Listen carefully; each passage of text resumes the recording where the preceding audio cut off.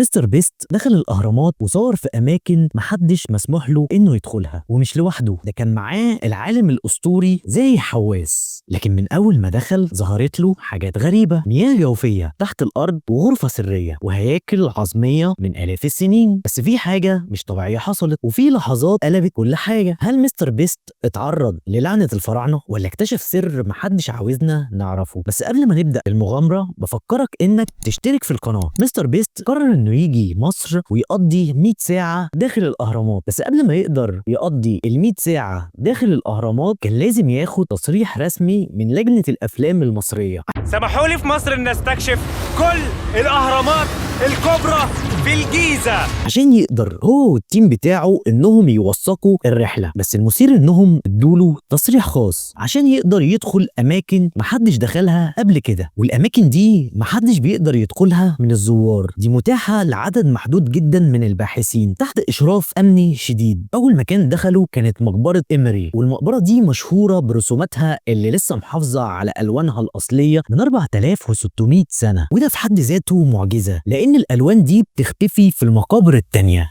واو يا جماعة تعالوا هنا يا ربي.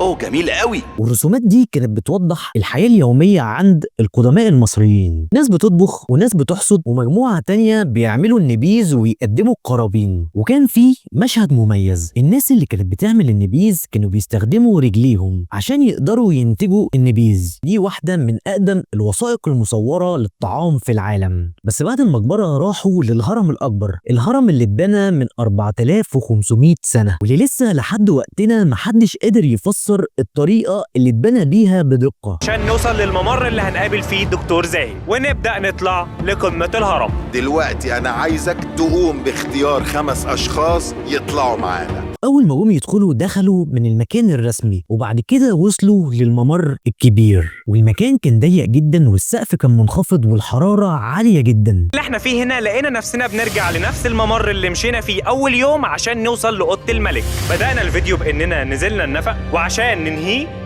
هنطلع للأوض المخفية فوق. لكن مستر بيست حب المغامرة ومكمل، ومعاه فريقه من كل زاوية بالكاميرات. وأول ما وصلوا لغرفة الملك لقوا تابوت جرانيتي غامض، تابوت ضخم فاضي، وبيتقال إن في أصوات بتطلع منه لو وقفت في نص الغرفة. أكتر نقطة غموض في المكان كله. اتدفن هنا الفرعون، اعتقدنا ان ده مسواه الاخير. في ناس بتقول ان التابوت ده هو المكان الحقيقي لجسد خوفو، بس الجزء الاخطر في الجوله يا عزيزي المشاهد كان تحت الارض، ودي اعمق نقطه في الهرم ومش مفتوح لكل الجمهور. نزلوا بالسلالم الحجريه، ولما وصلوا لقوا حاجه غريبه جدا. هنا بالظبط مدخل بوابة العالم السفلي. ايوه حاول تدخل يلا. للعالم السفلي؟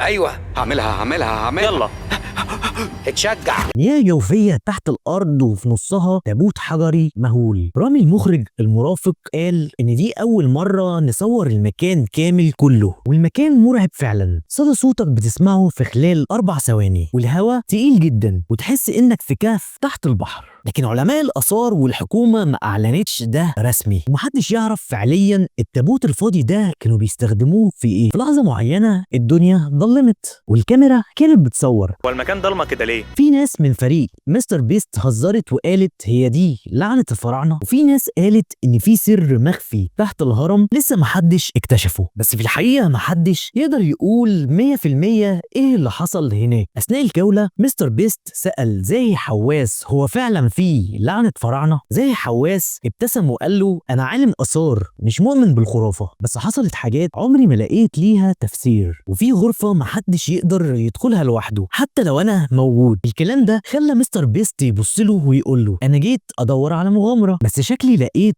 أكتر من كده. الموضوع صعب. كويس يا جيمي، شاطر يا ابني. مش هكدب عليكم كنت فاكر الموضوع أسهل. احنا ليه نازلين النفق اللي طوله 92 متر؟ انت اللي طلبت تعمل حاجات ما حدش عملها. طب هو ليه يعني الفراعنة ما بنوش سلم كويس للقمة؟ عشان هم دايما كانوا حريصين جدا انهم يحموا مومياواتهم وكنوزهم. مستر بيست خرج من الهرم بس وشه متغير، كان باين عليه انه شاف حاجة مش مفهومة وهتفضل معاه طول عمره. وقالها بنفسه انا انتقلت عبر الزمن ودخلت تاريخ عمره آلاف السنين وشفت بعيني حاجات محدش شافها. هو مستر بيست دخل الاهرامات، بس اللي خرج مش نفس الشخص. دخل مغامر وخرج شخص شاف بعينه عينه أسرار العالم القديم. بس هل فعلا مستر بيست شاف حاجة ما ينفعش تتقال، ولا كان مجرد استكشاف وانتهى؟ في كل الحالات لسه الأهرامات مخبية أسرارها، ومهما العالم اتقدم لسه في حاجات ما اكتشفناهاش ومش لازم نعرفها. ما تنساش يا صديقي تقول لنا رأيك في الكومنتات، ولو عندك معلومات عن الأهرامات أكتر قول لنا. نشوفكم الحلقة الجاية.